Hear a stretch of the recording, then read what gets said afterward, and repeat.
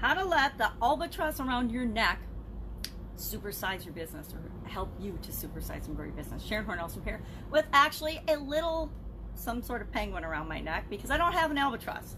I don't know about you, but do you have an extra albatross hanging around your house? No, I certainly don't. Thank goodness. This expression, albatross around your neck, actually became popular in 1798, probably before then, when the English poet Samuel Taylor Coleridge wrote the Rime of the Ancient Mariner.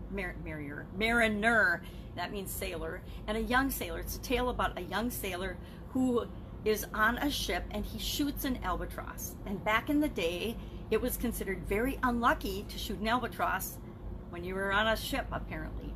And of course, as would be expected to happen in such a tale, all kinds of misfortune befell that ship. They had all kinds of trials and traumas, and the other sailors blamed the young sailor who had shot the albatross. So they took the albatross and they hung it around his neck, and they made him carry it around with him as a reminder of the difficulty that he had caused, as a reminder of the mistake that he had made, the thing that he had done wrong. And that phrase, an albatross around your neck, came to be known as a problem or a challenge or a mistake, a reminder of the mistake that you'd made, a very difficult situation or a very difficult burden that you had to carry that was, that you couldn't really get out of. Now, to me, what does this have to do with growing and supersizing our business? Well, a couple of things. Number one, we all make mistakes, especially when we're growing and building our businesses, right? We make mistakes. We choose to launch the wrong products. We hire the wrong people. We partner up with people that aren't the best for where we're going with our business. We go down the wrong road. We install the wrong systems. We use the wrong software. We buy our products from the wrong vendors. And we learn, hopefully, from all of those mistakes. And along the way, we get better and better and better as we're creating the business that we want to create. But the biggest thing that we take from all of these mistakes and learning from all of these mistakes, assuming, of course, that we learn from them, is that we can help other people, our customers, avoid them. We can help them make sure that we solve problems for them so that they can avoid the mistakes that we've made along the way, growing and building and doing whatever it is that we do, because we all have different backgrounds. We all have different businesses that we're leading and launching and growing and supersizing. So, question, I love this. I actually love this because it's such a matter of perspective and the way we look at things. I look at things very differently now than I did, say, 20 years ago. Things that I would have considered a huge burden in the past, I live for. Now, I'm going to be open. I'm going to admit something.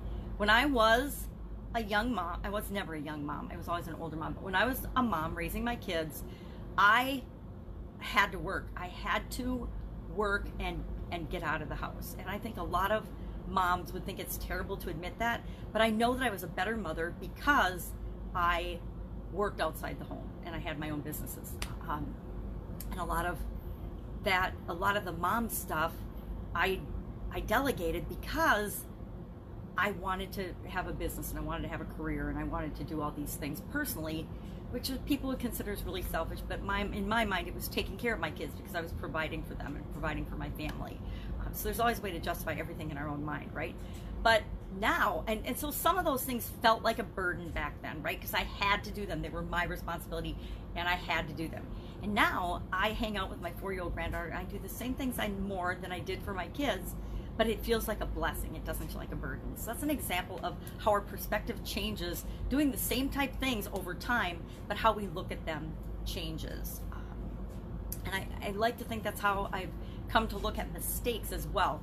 Back in the day, I used to hide and be really embarrassed and afraid and sad and beat myself up when I made mistakes, when I made any kind of mistake, when I was wrong about anything, drove my ego nuts, right?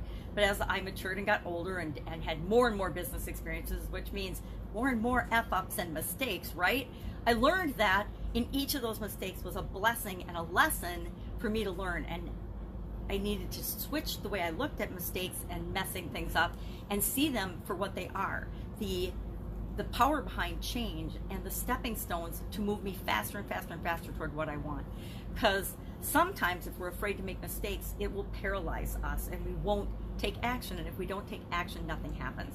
The fastest and one of the most powerful things about building and growing your business is your ability to make decisions and to take fast action and to autocorrect as you're going along the way. The companies that can make the fastest decisions and act quickly have the opportunities to take advantage of things that happen in the world, because we live in such a fast-paced, ever-changing world. If you hold back and wait to make decisions and think that everything is an albatross around your neck, you will not be agile enough to be successful in today's ever-changing global economy.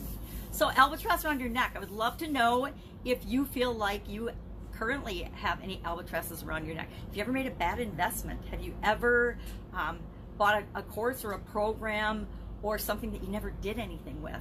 I remember back when I first got into the Italian food business, the internet was just coming online, and I spent tens of thousands of dollars on a website that we never got. That was a huge albatross for a while, because we were just launching the business, and it wasn't tens of thousands of dollars we had to lose at the time. And I beat myself up for a long time about that mistake, but made me make better choices the next time when I was looking at an opportunity to invest in our business. But we do that, we go down the wrong road. So I would love to know if you have any albatrosses that you're still carrying around your neck, any burdens that you still have, or what you think of this expression. I personally have never heard or used the expression. I've heard it, I'm sure I've heard of it, but I've never used the expression albatross around my neck. I just say, hey, it's a burden, or this is a pain in my you-know-what, in my keister. Go out, have an absolutely amazing day. If I can help you in any way, hit me up in the comments below. If there is an idiom you would like me to research and find out the history of and tie it into how it might help you to grow and build and supersize your business, share that in the comments below as well. Otherwise, have an absolutely fantastic day, and I'll be with you tomorrow.